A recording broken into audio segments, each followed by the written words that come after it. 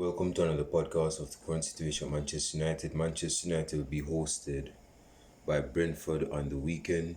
So we'll be playing away from home, our first game away from home. Seeing that we didn't have the best of starts against Brighton, this is a must-win game for Manchester United. And it just shows you the pressure. I was just listening to Eric Ten Hag's press conference, and one of the veteran journalist was asking him if he knows the pressure he's gotten himself into, if he knows the type of pressure cooker that he's gotten himself into as relates to signing for Manchester United as manager. And so, oh yeah, there's always pressure, and he knows that when he's at a club with the prowess of Manchester United standing, he knows he has to win. He has to win games. He has to make an amends. So he knows the type of pressure. And after the first game against Brighton at Old Trafford, man, I've seen a lot of negative comments that is being geared towards Eric Ten Hag. This is Eric Ten Hag's first official match. This Bridging has not tied his lace yet for as a manager for Manchester United fully. So it's best you give him time. The transfer window is still open. Give him time. Let him adapt. Let him, portray what he wants he wants Manchester United to play on the pitch. Give him time to adapt. Isn't me? It's not like the managerial game, although I've been no manager. Well, it's not like the managerial game is just like a light switch so you just turn it on. It's like a stove, it's going to get heated slow, it's going to get hot eventually. Give him time so he can adapt. But yeah, man, I'm seeing these negative comments and everything like these negative angry emojis, like when Manchester United is showing players training and everything, just watching them train. I'm seeing these angry. I'm saying like, bro, where's all this coming from? This is his first match, and it just shows that most of you guys have no faith in yourself, man. Why you guys being so negative? This is his first match. This is his first match. Anyway, so yes, in this press conference, Eric Ten Hag basically say, yeah, when it comes to Manchester United, you have to win most of the games, if not all the games. All the games, In the modern football, I think I mean, you can win most of them, but you might get a win or two, but a loss or two. So, yeah, and he's basically saying that with Ronaldo's situation, he wants to keep Ronaldo, not only Ronaldo, but as you guys know, although I haven't been updating you guys or catching you guys up to speed, although some of you guys are up to speed already, it's been evidently made clear that Rashford has been linked to PSG, and he wants to keep the services of Marcus Rashford, which is good because I want to see how Rashford plays into the system.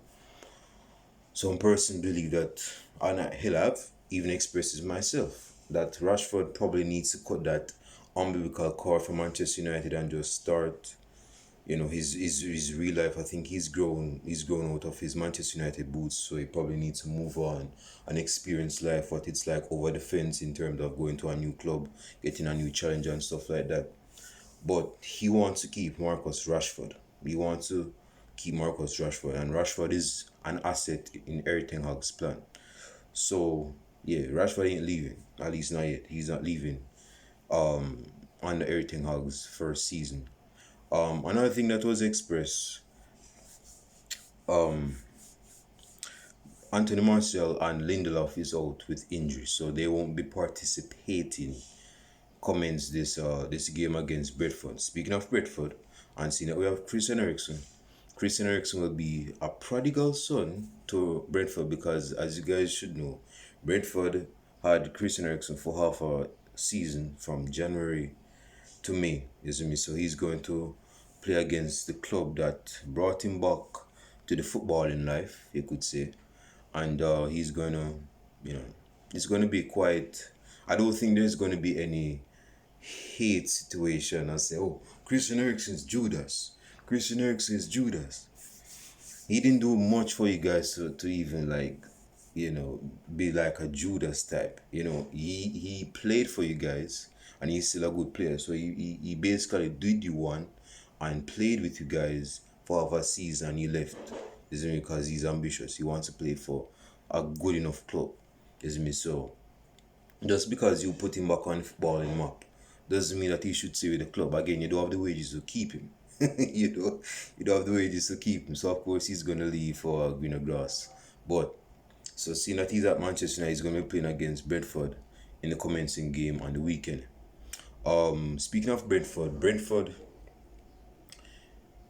they have kept up in the Premier League. They didn't get relegated, which is big ups to the Brentford manager.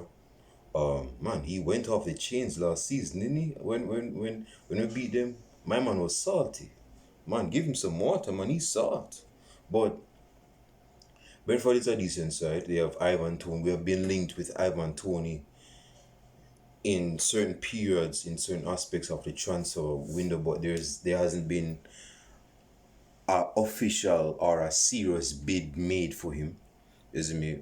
Because I did it in a video where I said that Manchester United was linked to a tremendous Premier League star striker with 12 league goals, but I guess that's a tremendous Premier League striker. All the days, man, the Premier League, that the Premier League quality is just going down. But anyway, so yeah, he's going to be quite we have to watch out for him. Let us not underestimate. I said this against Brighton, and Brighton go beat us 2-1. Let us not underestimate Brentford. Is me. Brentford is a decent side. They're not Bayern Munich, but Manchester United's reputation, Manchester United can allow small sides to let the opposition play like Bayern Munich or a Barcelona. Brighton, for example, they played like a prime 2009 Barcelona. They knocked the ball past us. They were pressing us when they were not in position. They created chances. They were like bombing at our back four. So we can't allow that. So we need to get 3 points against Brighton. And it's not only about getting 3 points. We need to play the intricate style of Erik ten Hag on the pitch. Of course, it's early days, but we need to know that there has been progress. We need to know that there is a process going on where the players are transitioning into the style of Erik ten Hag. We need to see that transition, because we cannot go back to how things were like under Ole, man. Because Ole basically said that he wanted to play the Manchester United way with the 4-3. We were playing good with the 4-3-3 in 2019. And then when my man signed pen to paper on a permanent deal for as manager for Manchester United, he go back to the same 2-4-3-1. And we're not playing the same way. We're not playing with the same intensity we were from late December of 2018 straight up to like March, early April of 2019. It's like my man fall off the cliff when he signed for a permanent manager. Like I'm one of those fans that believe that he sold us a dream. He conned us because he wanted to get a permanent deal as manager for Manchester United, and after 3 years, persons are noticing that. So in this game, Erik ten Hag claims that he likes to analyze the game. So I'm pretty sure he has. Well, you guys saw the game against Brighton, so you saw that he was taking some notes of whatever he was taking notes of. So you can understand that he's going to be making some adjustments in the starting level and probably in the style of play. Definitely away from home, because Brentford knows that Man United is going to press. Definitely with the new manager that we have. So they're not going to be as expansive as Brighton. They're not going to be as pressing as Brighton. Again, this is going to be Brentford's second official season in the Premier League, and they're doing decent so far. So they're not just going to give space like Leeds United 2 seasons ago and get trashed 5-0. They're not going to be doing it because they're smart. So we have to be what I mean for Manchester United is that we need to be very smart in possession. And this is where I'm going to question midfield, because we need to know how to break the lines of the defense. If the low block is deep, what's Manchester United's alternative? Do we have the players to break the line that can create chances and put in the box? Do we have the players that can probably shoot outside of the box? Yes, we do in Christian Eriksen, Bruno Fernandes. Rashford has a shot on him. Sancho has a shot on him. Ronaldo definitely has a shot on him. So we have players that can have a long range shot. Even Scott McTominay has a decent shot once in a blue moon. So We have players in the squad that can take a shot when there's a low block. Is me. But this is more than taking long range shot. Long range shot is individual stuff. We need to have a unit system to break down Brentford. Brentford is going to be compact when they're defending. You see me? They're not going to be as, again, like I mentioned, they're not going to be as expansive as Brighton. You see, Brighton has credibility in the Premier League. You see me? They've been doing this for like 3, 4, 5 years, like since 2017, 2018. So they have a style. Definitely under Potter. Potter came into the job of Brighton since what, 2019, 2020 or something. So he has an implemented system for Brighton. This current Brighton, even though they have lost a few key players. The fact is that they still have a system that they go by where players come together and they still are effective. There are players that are system players, but they can't play in another system. So they can play in the system, so they look good in the system, and that's what my man Potter is doing with Brighton. But as it relates to Manchester United against Brentford away from home, we need to know that we can break the lines. A long range shot should be our last resort. Let us use that like an ATM machine when things are going bad, and we use it as a last minute resort. Resort to that if there is no breaking down of the defense, because again, bro, if we're not a goal up by the 60th minute or 70th minute, Brentford is going to be looking to get a draw. Let me repeat that. If we're not up by 2 goals or 1 goal by the 60th or 75th minute, Brentford is going to be looking to get a point. They're happy to get a point off Manchester United. Given the squad that we have, they'll be lucky to get a point off of them. So if things don't go, I mean, they might attack still, but they're going to be content with a point. You see me? So they can still go for a goal, but they're going to be very content with a point, a draw. So the fact is that we need to beat Brentford on their own turf and own that turf as if it is our own. We need to get a leash and put on that turf and own it. Again, bro, if we're not if we know how Manchester United fans are very fickle and very reactionary. If we're not a goal or two up, at least at half time, or in worst case scenario like 65th minute or 75th minute, there's going to be a few questions asked. Again, like I mentioned, this is early days, but we have enough manpower and firepower to beat Brentford. So it's not the fact that we're not as comfortable with ourselves playing. I get that, and we're going to get better as time go on. But the fact is that we have more than enough firepower off the bench and starting to beat Brentford. The fact is, if we're not 1 goal or 2 up by the 75th minute, there will be questions asked. Person are going to be asking, okay, this Mourinho wanna be Eric Ten Hag manager. Yes, he has the attitude of Mourinho, but this dude, he's a fraudulent. Why is he not getting goals? So there's going to be questions being asked. Again, this is Brentford. This is not Bayern Munich or Barcelona or Brighton that just beat us. So we have to be getting goals against this side. My starting level. I'm going to finish this video under 15 minutes. David here in goal. Dalot right back. Excuse me.